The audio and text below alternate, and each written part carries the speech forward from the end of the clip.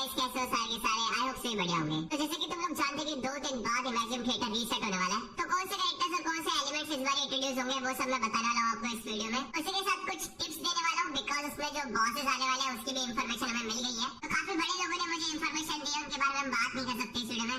तो बिना किसी तरीके let's jump into it and talk about the imagine theatre next element और बॉसेस जो कि आने वाले हैं।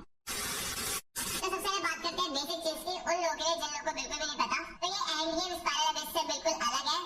इस गेम में ज्यादा कैरेक्टर्स की रिक्वायरमेंट होती है और आपको बफ मिलता है, तब आप क्लियर कर सकते हो। तो इतना डिफिकल्ट नहीं होता, मगर स्टिल एक स्ट्रेटेजी बेस कि आपको कौन से एलिमेंट के कैरेक्टर्स रन करने हैं और कौन सा बफ पिक करना है। इस गेम में सारे के सारे रिवॉर्ड्स पाने के लिए आपको विजनरी मोड करना पड़ता है, लेकिन अगर आपके पास कैरेक्टर्स की शॉर्टेज है तो आप हार्ड मोड या फिर नॉर्मल मोड कर सकते हो। उस हिसाब से आपको प्रीमियम्स मिल जाएंगे। इसमें सबसे अच्छी बात यह है कि इसमें स्टार्स की जरूरत नहीं पड़ती आपको, जैसे स्पाइरल अबिस में स्टार्स की जरूरत पड़ती है। स्टार्स बस शो ऑफ करने के लिए अगर आपको चाहिए तो आप ले सकते हो, अदरवाइज बस अगर आपने क्लियर भी कर दिया पूरा राउंड तब भी आपको सारे के सारे प्रीमियम्स मिल जाते हैं। तो अगर आपके पास 8 से लेकर 10 कैरेक्टर्स है तो आप इसमें पार्टिसिपेट कर सकते हो, 12 से 14 है तो इसमें पार्टिसिपेट कर सकते हो, और 16 से 20 है तो इसमें पार्टिसिपेट कर सकते हो। लेवल रिक्वायरमेंट मैक्सिमम जो है वो 70 की है, भले आप विजनरी वाली डिफिकल्टी करो या फिर हार्ड वाली डिफिकल्टी करो, तो ये चीज का फायदा है। और जैसे कि तुम देख सकते हो स्क्रीन पे easy mode, normal and hard पे सबके बॉसेस तुम्हें यहाँ पे विजिबल होते हैं, ठीक है। बाकी मैं बेसिक गाइड वीडियो ऑलरेडी बना चुका हूँ इमेजिन थिएटर की, तो अगर आपने नहीं देखी तो आप देख सकते हो, लिंक है डिस्क्रिप्शन में। तो हम विजनरी मोड के बारे में बात करेंगे। इसमें मैक्सिमम 4 बॉस आने वाले हैं, मगर इस बारी जो एलिमेंट है वो है पायरो हाइड्रो एनिमो। मगर अपकमिंग जो आने वाली है एलिमेंट हम उसके बारे में, और अपकमिंग जो बॉस आने वाले हैं हम उसके बारे में बात करने वाले हैं। तो इस बारी जो हमें एलिमेंट देखने को मिलेगा वो है हाइड्रो, इलेक्ट्रो एंड क्रायो। इनमें से कौन से कैरेक्टर्स ओपनिंग कैरेक्टर्स होने वाले हैं? अगर आपके पास है तो अच्छी बात है, नहीं है तब भी आप इन्हें इस्तेमाल कर सकते हो। और वो कैरेक्टर्स हैं आयतो, Barbara, Raiden शोगन, ओरोरोन, Yula and Laila. तो ये 6 कैरेक्टर्स आप इस्तेमाल कर सकते हो, भले आपके पास बिल्ड हो या ना हो। स्पेशल इनविटेशन में जो आ रहे हैं, जो डिफरेंट एलिमेंट है बिल्कुल इनसे हटके, वो है स्पेशल गेस्ट में मिजुकी, नाविया, जिनियन, होमा। इस एलिमेंट का कोई भी कैरेक्टर इस्तेमाल नहीं कर सकते, बस इनके सिवा, ठीक है। तो अब सवाल ये आता है कि उन कैरेक्टर्स को छोड़ के, 6 और 4 कैरेक्टर्स को छोड़ के जो स्पेशल गेस्ट है उनके सिवा कौन से कैरेक्टर्स और अच्छे हैं जो कि परफॉर्म कर सकते हैं जो बॉसेस आने वाले उनके अगेंस्ट। तो बॉसेस के बारे में बात कर लेते हैं, उसके बाद हम बात करेंगे कैरेक्टर्स के बारे में कि कौन से अच्छे रहेंगे उनके अगेंस्ट। तो जो पहला बॉस आपको नजर आएगा वो है जेक्लू।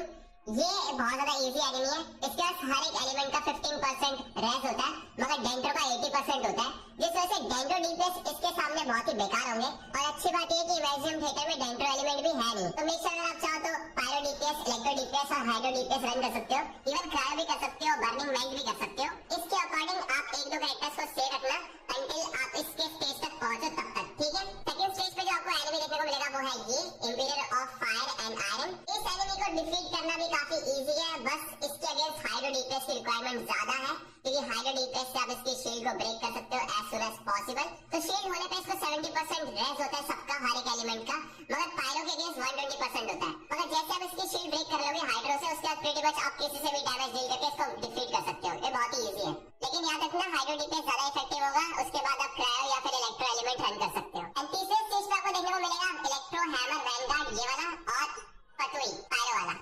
तो एग्जैक्टली इन दोनों को तो टैकल करना बहुत ही इजी, आपको पता ही है। शील्ड ब्रेक करने के लिए हाइड्रो या फिर आप क्रायो भी इस्तेमाल कर सकते हो। इवन आप सोल से भी ब्रेक कर सकते हो अगर आप इन दोनों को क्राउड कंट्रोल करके आपस में एक दूसरे के साथ एलिमेंट सोल्व करोगे तो भी हो जाएगा प्रीटी मच। एंड इसके अगेंस्ट क्रायो ज्यादा इफेक्टिव है, इसके अगेंस्ट हाइड्रो ज्यादा इफेक्टिव है। क्रायो भी प्रीटी मच बहुत ज्यादा इजी रहेगा, मगर थोड़ा सा इधर दिक्कत हो सकता है, मगर आप सोल्व करोगे तो आप इजीली कर सकते हो। बहुत इजी है ये दोनों, इनके बारे में ज्यादा सोचने की जरूरत नहीं है। लेकिन जो लास्ट में एनिमी आ रहा है वो बहुत दिक्कत देने वाला है। पर्सनली वो बहुत दिक्कत दे भी रहा है, क्योंकि वो भी राइट ना स्पाइरल अबिस में अवेलेबल है। उसका नाम है सॉलिटरी, जिसको आप जानते हो। ये बंदा बहुत खतरनाक बंदा है, यही आपको दिक्कत दे सकता है। अगर लास्ट स्टेज तक अगर आपके पास कोई भी बफ नहीं हुआ और लास्ट में अगर आपके पास कोई डीपीएस नहीं हाइड्रो के सिवा, तो आप बहुत बड़ी प्रॉब्लम में फंस सकते हो। तो इसलिए कोई ना कोई इलेक्ट्रो डीपीएस ज्यादा इफेक्टिव रहेगा, या फिर आप जियो में नाविया को रन कर सकते हो अगर आपके पास नाविया है तो, क्योंकि वो एक स्पेशल गेस्ट है। क्रायो डीपीएस भी काम कर लेगा, अगर आप फ्रीज कर सकते हो तो वो भी बेटर रहेगा।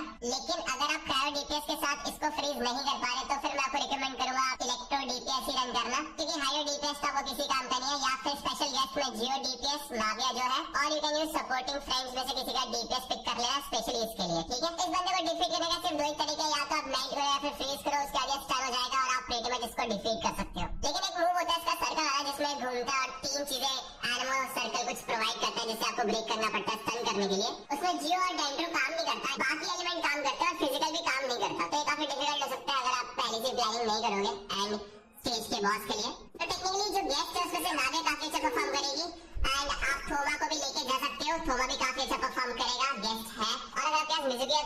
जा सकते हो, मगर एंड में वो काम नहीं करेगी, ठीक है। तो बेस्ट डीपीएस जो परफॉर्म करेगा इस बार वो है न्यूब्लिट, fluorine, रेजलिंग। You can also use Ayato, you can use Dragon Shogun, वो तो ऑलरेडी वैसे अवेलेबल भी है। अगर आपके पास मुलानी है तो आप मुलानी का भी इस्तेमाल कर सकते हो, मगर इसका डैमेज इंप्रूव करने के लिए थोड़ी दिक्कत हो जाएगी, बिकॉज आप शिलुलिन रन नहीं कर सकते। तो फुरीना और न्यूब्लिट का पेयर ज्यादा बेटर रहेगा। आप गार्नियर भी इस्तेमाल कर सकते हो, आप ईवला भी इस्तेमाल कर सकते हो, मगर लास्ट में थोड़ा सा दिक्कत हो सकता है ईवला यूजर्स के लिए। मगर क्रायो एप्लीकेशन ज्यादा यूजफुल होगी, खासकर गार्नियर की बस, इसलिए मैं गार्नियर को पहली प्रायोरिटी दूंगा।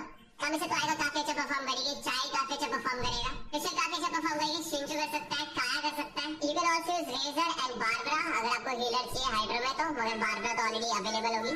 मोरल कोकोमी काफी अच्छा हेल्प कर सकती है अगर आपके पास फुरीना नहीं है तो। लैला प्रेटी बस काफी ज्यादा यूजफुल है, कुकी काफी यूजफुल रहेगी।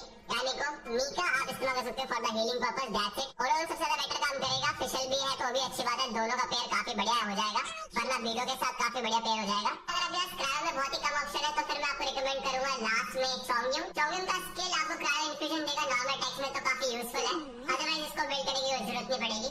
And same goes for electro में अगर आपके पास टचिंग है तो आप इस्तेमाल कर सकते हो, अदरवाइज राइडन से ही आपका काम हो जाएगा, राइडन या फिर क्लोरिन है तो उससे काम हो जाएगा। और येलन भी अगर आपके पास होगी तो और भी अच्छी बात है, आपके पास ज्यादा हाइड्रो ऑप्शन होंगे, तो फिर क्रायो ऑप्शन भी आपको इंक्रीज करने पड़ेंगे। तो रोजारिया बेटर काम करेगी, सिटलानी, शार्लेट, क्योंकि फ्रोजन कर पाओगे तभी ये इस्तेमाल कर पाओगे, वरना कोई फायदा नहीं है, क्योंकि इसके एलिमेंट्स के कंसिस्टेंट क्रायो तभी अप्लाई करेंगे जब आप मेल्ट करोगे या फिर फ्रीज करोगे। तो टेक्निकली इसका 50-50 है, तो ये कैरेक्टर है जिनके ऊपर आपको फोकस करना चाहिए, बाकी हर एक एलिमेंट तो मैंने आपको बता ही दिया है। अगर तुम्हें फ्यूचर में ऐसी अपडेट और टिप्स वाली वीडियोस चाहिए तो make sure like and subscribe. अगर तुम चैनल पर नए हो तो मैं मिलूंगा अपनी अगली वीडियो में, तब तक के लिए bye bye, take care, love you and piece.